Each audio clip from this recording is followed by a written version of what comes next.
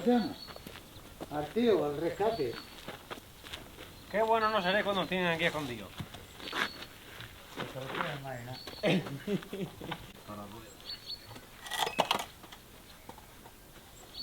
Espérate las dos tablitas. La que tiene ya más de 30 años. Es que, tío.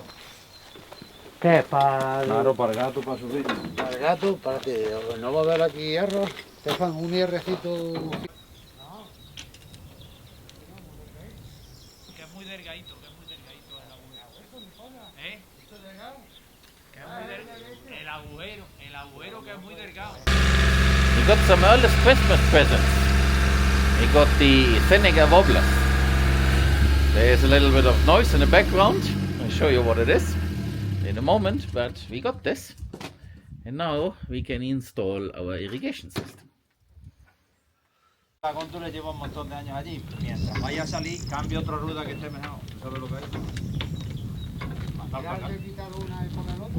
Claro, que le he dicho que en este disco que montara una rueda que haya allí, que esté media. Que esta rueda lleva ya 20 años ahí montada. Y esa rueda va a reventar. And that over there was the noise that we had. It's the machine to compact this area for the concrete slab.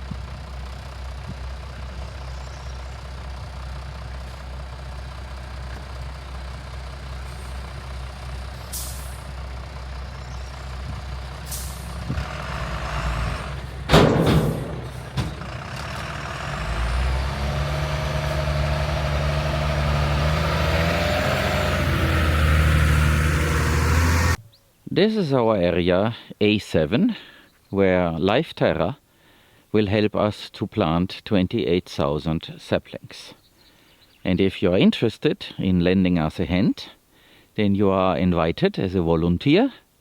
We will provide transportation from airport or train station and provide you the food, a room to sleep, either in a hotel if you choose this, or in our cortijo, or you can pitch a tent and get all the services that you need for that. We will have a shower available and of course a toilet. And while we are planting, there will be catered lunch.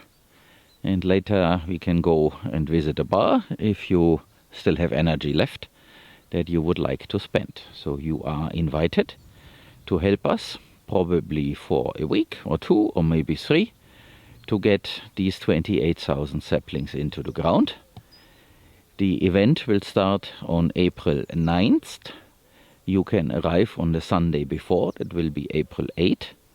And you can stay for as long as you like. And we definitely do appreciate your help.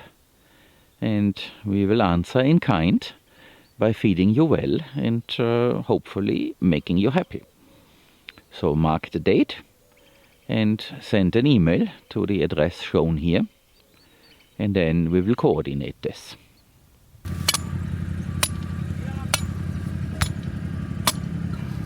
Here we are installing a ground rod for the electrical system inside of the cortijo.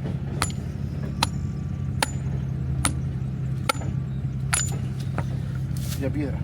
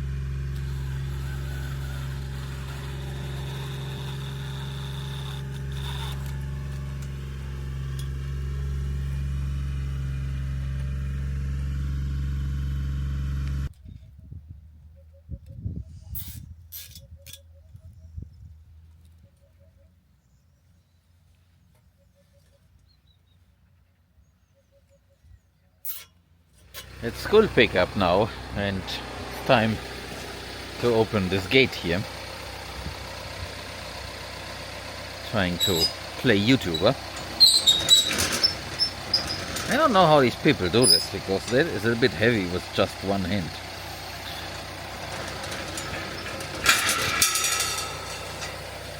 But it can be done. So, now I can open it. And I'm doing this so that I can show you a bit how this looks here. That is the entrance, and that creek here, the outflow of the water reservoir. And somebody had been munching here, so it must be wildlife, because we have not seen any animals there. So that's neighbor's property. And I could mention also the fence that the authorities removed. That was the neighbor's fence, and they have been asking for a permit so that they can install it again. Someday that will happen, because our land begins on that side.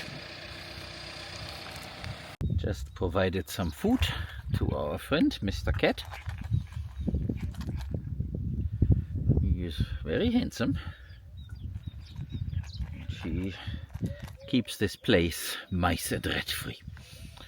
The Wannabe food forest, which we happen to have over there.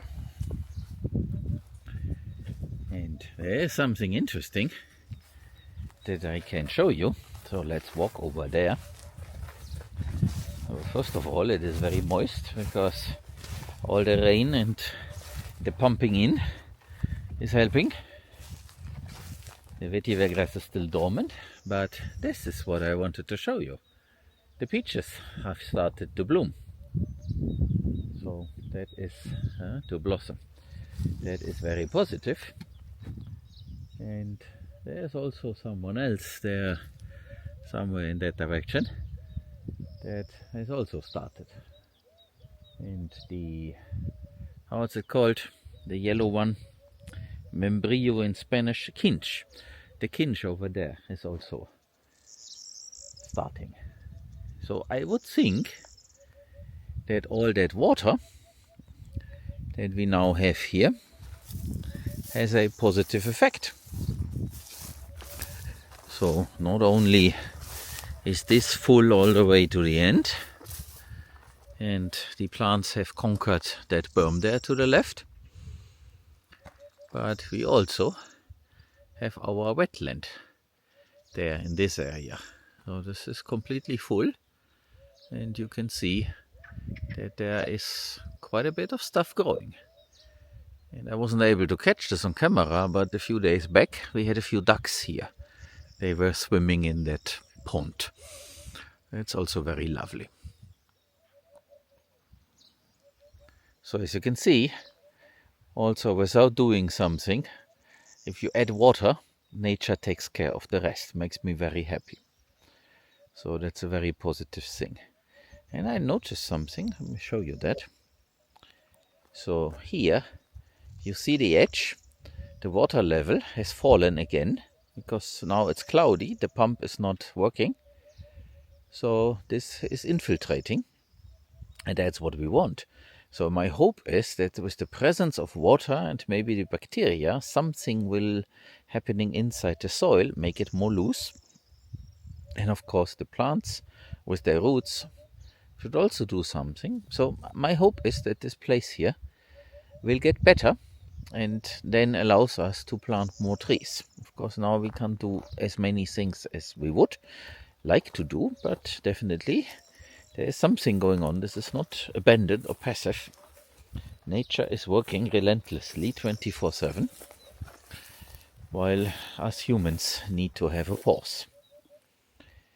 The vetiver should start growing very soon, or it already has started a little bit. No, I think that's other grasses. The green pieces there. The vetiver needs a little bit more heat, but soon that will come.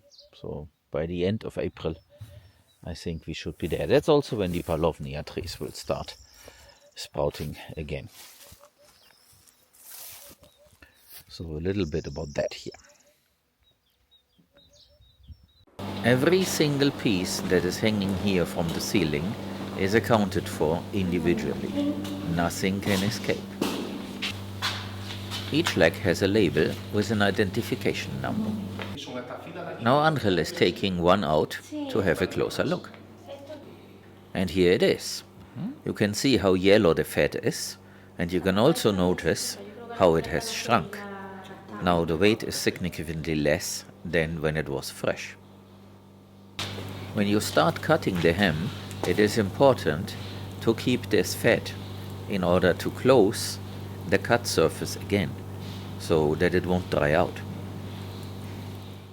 To get your own leg of ham, you can head over to our web shop and order some. There are two options for you to buy the ham. We offer envelopes with 100 gram of hand-sliced pieces of ham, and there is the full leg. In the case of a front leg, it's about 4 to 6 kilo each. Families in Spain keep the leg in the kitchen, and everybody cuts off a slice whenever they are hungry. Everybody is in there, but one is missing. And it's Schneeflocke. And she is there and does not want to eat. It usually happens when they had some sort of a struggle, and then they don't want to be near the others. But then it's also, they are not suffering from hunger. Actually, you might say they eat too much. So, if she doesn't want to, then that's fine. If the others leave, she might go there and grab a bite. Maybe. So, let's go over there and give you an update. I have some bread in the oven. I have limited time. I need to be back when it's ready.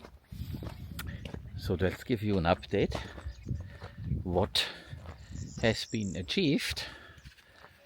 So here we have this new area here, and let's start here. So you see the stones in there.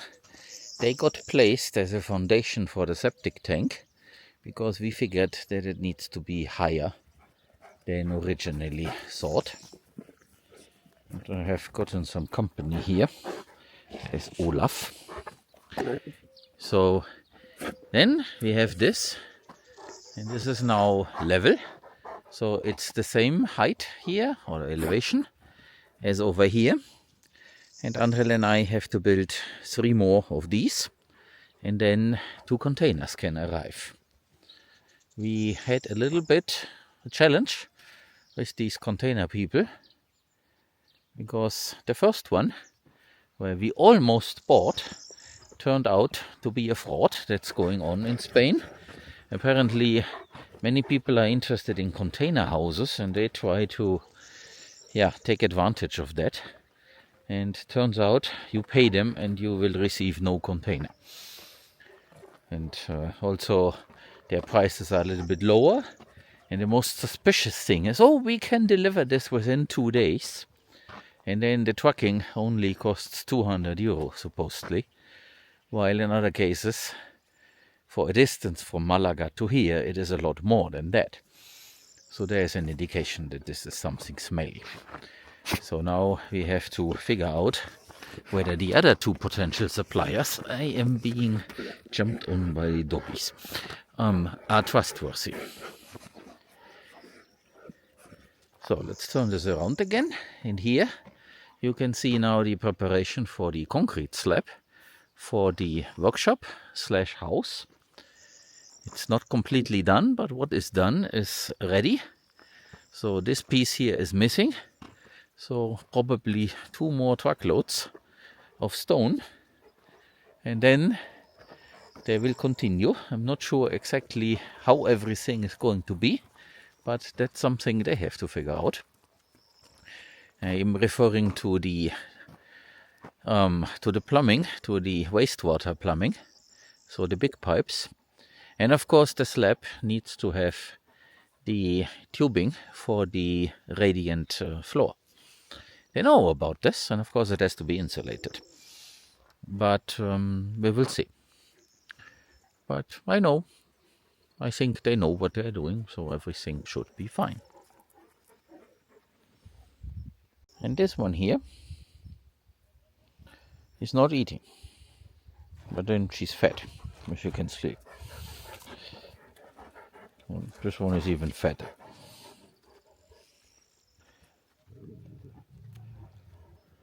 So I think I have to cut down the ration a little bit. I have provided them a full bucket, and probably 3/4 of that is more than enough. If you overfeed the dogs, it's not good either. I know that you guys are also interested in the plants. So this here is the patch of broad beans, where before we had sun hemp and friends. And as you can see, now that we are in spring, basically, this is growing, and you can see they are making beans. So there are flowers, and beans are forming. There's no intention to actually harvest that. The idea is to use this as mulch material. And we are busy anyway. But this is looking very nice. But then, sure, we could harvest that. I have no idea how you would harvest this manually. Probably with your hand, you stripe it off, something like that, maybe. But then, this is a low priority thing. The trees, here these Palovnia trees behind me, they will be the thing. Wrong direction. I wanted to show you that side here. So these trees, and that is going to be the interesting part when they will resprout, when the temperatures are rising further. This will be by the end of April, but we can have a look. Maybe we can see something. So here is the trunk of one, and you can see that this is alive, but there is nothing yet happening here. It's not sprouting. Oh, I hope the autofocus of this thing catches it. But there is nothing sprouting just yet. It's still too cold at night. On the other hand, this thing here, in German it's called Krokardenblume. So it's a flower basically. This has grown quite a bit. It has survived the winter. And it is now developing. And maybe this is here to stay. We will see. And we had some tomatoes here. You can see the vines of the tomatoes. That's what's left. And certainly we will have self-seeded tomatoes here once the temperatures are right for that. That might happen, or maybe not. We will see. So I should probably not walk too much in this area, because I might stomp on a young tomato plant.